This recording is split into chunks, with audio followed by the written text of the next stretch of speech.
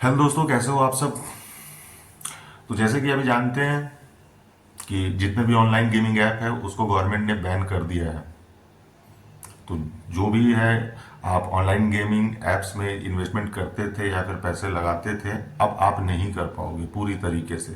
संसद में यह बिल पास हुआ, राज्यसभा गया, उसके बाद ये पूरी तरीके से कंफर्म हो गया है कि अब कोई भी ऑनलाइन गेमिंग ऐप में आप इन्वेस्टमेंट नहीं कर सकते हो।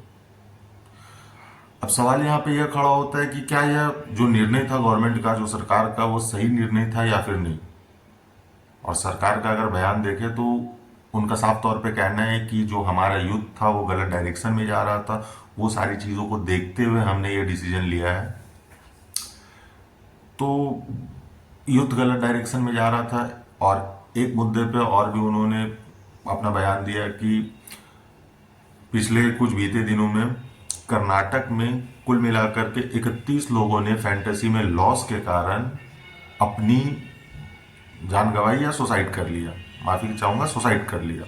तो मैं भी इस चीज़ से पूरा एग्री करता हूँ, और काफ़ी यह दुखद बात है, काफ़ी यह दुखद घटना थी और जिनके साथ भी हुआ। लेकिन क्या सिर्फ फैंटेसी को बंद करना यूथ को आप सही डायरेक्शन पे ले जाओगे, या यूथ इस चीज से सही डायरेक्शन पे चला जाएगा? सवाल यहाँ पे यह खड़ा होता है। और अगर मेरे से पूछोगे तो मैं तो बोलूंगा कि नहीं, ये डिसीजन भी गलत था, और दूसरी चीज, इससे यूथ कुछ नहीं जाने वाला है।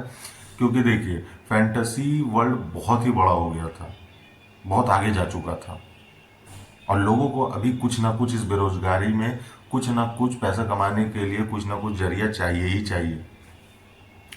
उनमें से सबसे अच्छा सभी को एक फैंटेसी लगता था, क्योंकि इसमें कम इन्वेस्टमेंट में बहुत लोगों की जिंदगियां बनी है।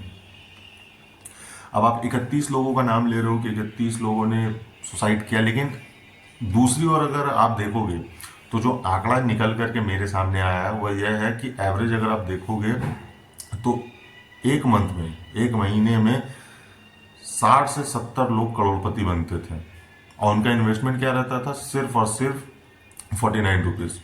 उस करोड़ रुपए का वैल्यू सिर्फ 49 रुपये रहता था।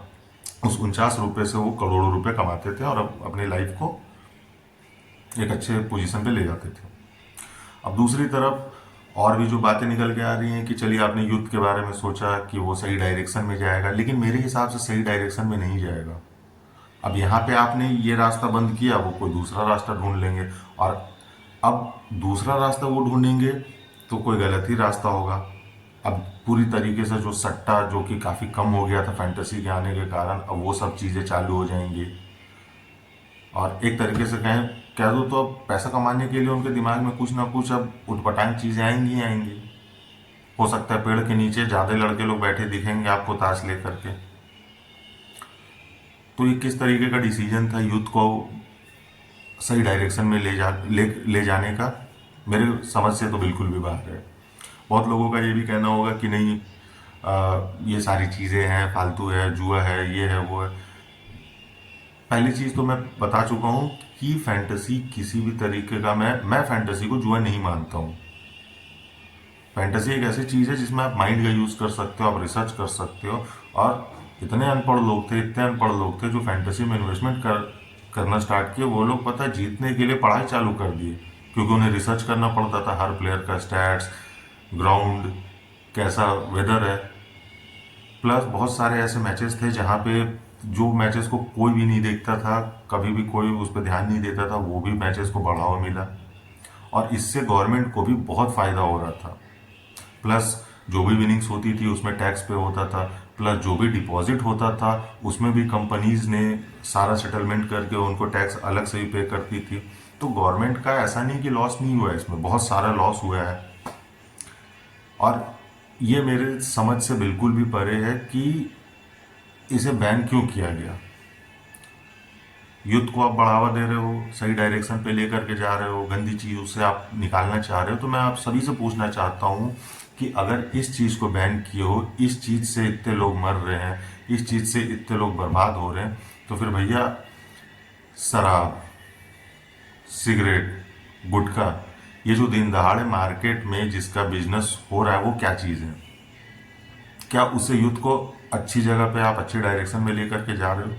या उसका जो भी सेवन कर रहे हैं, जो भी उसका यूज कर रहे हैं, वो क्या सही है? ये तो वही बात हो गया ना कि हाँ लो बेटा दारू लो, लो सिगरेट फूको, लो गुटखा खाओ, जाओ मर जाओ। आप तो एक तरीके से जहर ही बेच रहे हो। इस पे आज तक प्रतिबंध नहीं लगा। और एक फैंटेसी गेम्स जिसमें इंसान दिमाग लगा करके कुछ पैसे अर्न कर रहा था, वो नहीं। इधर तो पैसा भी जा रहा है, प्लस आपका जान भी जा रहा है। उधर लोग फैंटेसी में कुछ लोग सुसाइड कर लिए, लेकिन इधर तो हर दिन मर्डर हो रहा है जहर बेच करके। ये तो मर्डर ही हुआ ना। वो भी पैसा दे करके जहर खरीद रहा है, और फिर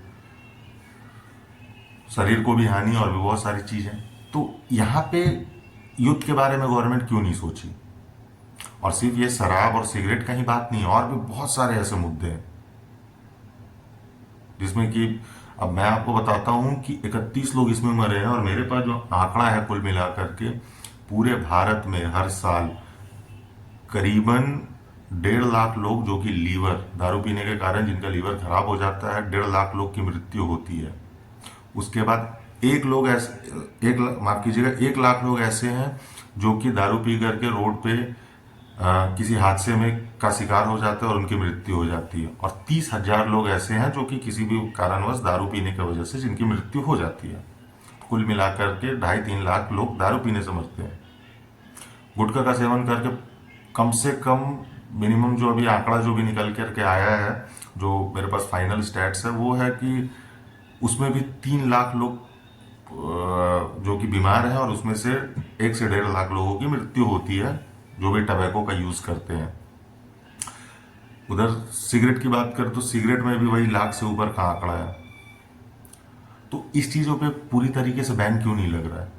आप सिर्फ एक ऐसा चीज को बैन कर रहे हो जिसमें आपके शरीर को हानि नहीं है। ठीक है, थोड़ा सा इन्वेस्टमेंट कर रहा है कोई, इतने एम्प्लॉयमेंट में कुछ पैसे कमाने की कोशिश कर रहा है, लेकिन फिर भी गवर्नमेंट को वो चीज़ नहीं दिख रहा है। दूसरी तरफ अगर हम बात करें, बहुत लोगों का यह टिप्पणी आएगा इस पे कि नहीं यही तो जुआ है, फालतू चीज़ें हैं। तो मैं एक चीज़ कहना चाहता हूँ। पहला चीज़ तो मैं बता चुका हूँ कि जुआ तो मैं नहीं मानता हूँ, लेकिन फिर भी जो लोग ये कहते हैं कि हाँ भाई फैंटेसी जुआ है, तो मैं वो लोग को बता देना चाहता हूँ कि अगर फैंटेसी जुआ है तो इस दुनिया में जुआ क्या चीज़ नहीं है। हर चीज़ तो जुआ ही है। साले पूरा जिंदगी ही जुआ है। अब मेरे को लोग कुछ आकर के कहेंगे कि नहीं, इससे अच्छा तो कुछ मेहनत करो, मेहनत करके पैसा कमाओ, अच्छे से पैसा कमाओ, मेहनत करो, कहीं जा करके ठेला दे दो, कहीं जा करके कुछ भी बेचो, सब्जी बेचो, कहीं पे भी जा करके गुपचुप का ठेला लगा करके बेचो। चलो मैं आपकी बात मान लेता हूँ, चलो मैं कहीं से पैसा अरेंज करके जुगाड़ करके लोन वोन करके मैं किसी भी तरीके से सब्जी वब्जी का ठेला लगा लेता हूँ, मैं बेचने की कोशिश करता हूँ। अब मैं ठेला लगा लिया, बाई चांस मेरा किस्मत खराब रहा, मैं जो भी इन्वेस्टमेंट किया हूँ चलो अच्छा खासा, अब बाई चांस मेरे पास कस्टमर नहीं आए, मेरी सब्जी आज नहीं बिकी, कल नहीं बिकी, परसों फिर लाया नहीं, मतलब मैं जितना इन्वेस्टमेंट कर रहा हूँ उसके बदले में मेरे को लॉस मिल रहा है। तो यहाँ पे हुआ क्या, मैं कुछ पैसा लगाया और उसके बदले में मेरे को रिटर्न नहीं आया, तो यहाँ पे भी तो मेरा लॉस हो रहा है जो भी मैं इन्वेस्ट किया हूँ। तो ये जुआ नहीं है। अब ये सुनने के बाद भी कुछ लोग टिप्पणी देने के लिए मुझे आएंगे कि अरे नहीं, कुछ जा करके जॉब करो, कहीं पे किसी के पास जा करके नौकरी करो, इससे अच्छा। अब मैं कहाँ नौकरी करने जाऊंगा? किसी कंपनी में।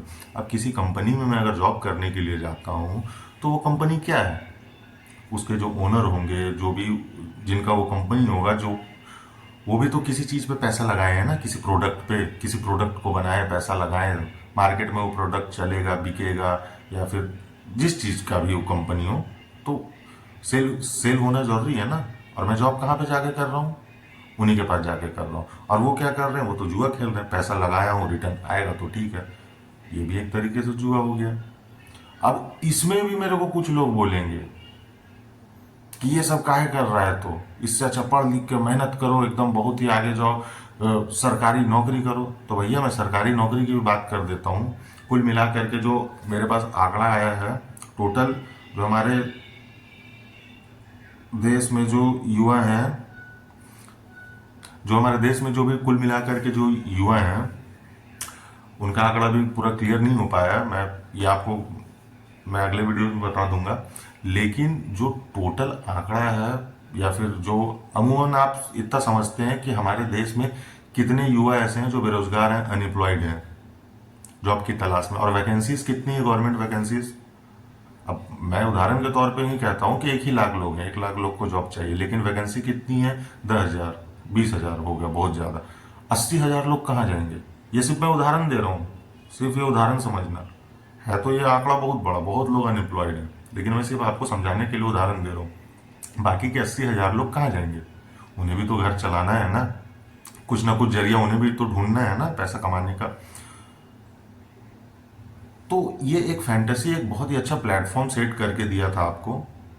और इसमें ऐसा नहीं था कि आपका पूरा संपत्ति लगा देना। 49 रुपए में करोड़पति कितने लोग बन रहे थे, कितने लोग का लाइफ बन रहा था।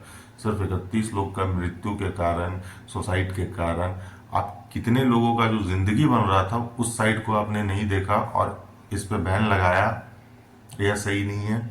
और मैं यही कहना चाहता हूं अंत में कि सरकार से मुझे कोई भी गिला शिकवा या फिर मैं उनके अगेंस्ट में या कुछ भी चीज़ ऐसी है नहीं है जो कि मैं कहना चाहता हूँ या फिर कह रहा हूँ। मेरा बस कहना इतना है कि मैं सिर्फ फैंटेसी से रिलेटेड बात कर रहा हूँ कि वो उस पर प्रतिबंध नहीं लगना चाहिए था। बाकी जो भी है, मैं अगर अपने बारे में बोलूँ तो मैं देखिए भाई प्रोफेशन, मैं एक पत्रकार हूँ और मैं कुछ ना कुछ कर लूँगा। मैं कलाकार आदमी हूँ, मेरे पास कला है, मैं कुछ ना कुछ कर लूँगा, किसी भी तरीके से चल जाएगा। लेकिन बहुत सारे लोगों का मैसेज मेरे पास भी आ रहा है कि अब क्या करें, क्या करना है, समझ नहीं आ रहा है। रोजी रोटी चलती थी तो बहुत मैक्सिमम लोगों का मैं ये नहीं देखा हूँ कि वो खुश हैं। मैक्सिमम लोग ना जो फैंटेसी में इन्वेस्टमेंट करते थे वो नाराज ही हैं। तो देखते हैं आगे क्या होता है। अभी तो फिलहाल के लिए पूरी तरीके से बैन है। अब लॉ है तो लॉ को हमें फॉलो करना पड़ेगा, क्योंकि ये लॉ बन चुका है। ये बिल पास हुआ तो लॉ बन चुका है और इसे हमें एक्सेप्ट करना पड़ेगा और एक्सेप्ट करके चलना पड़ेगा। और जो लोग मेरे से पूछ रहे हैं उन लोगों के लिए मैं ये चीज़ बता देना चाहता हूँ, पैसा कमाने का बहुत सारा जरिया है। अगर गवर्नमेंट इसके अगेंस्ट है तो मैं आप लोगों से भी यही चीज़ कहूँगा, यही रिक्वेस्ट करूँगा कि दूरी रहो इन सब चीज़ों से फिलहाल के लिए, क्योंकि गवर्नमेंट के अगेंस्ट हम नहीं जा सकते, ना आप जा सकते हो। अगर आगे चल करके कुछ ऐसा कुछ अच्छा आता है तो वो तो आपके सामने ही खुद ब खुद आ जाएगा। तब तक के लिए पैसा कमाने के लिए और भी बहुत सारी चीज़ें हैं, आप उस पर फोकस करो सही से। इसी के साथ मैं अंकित उपाध्याय आप सभी से धन्यवाद कहना चाहता हूँ और फिर हम मिलेंगे कोई नए वीडियोज़ में। धन्यवाद।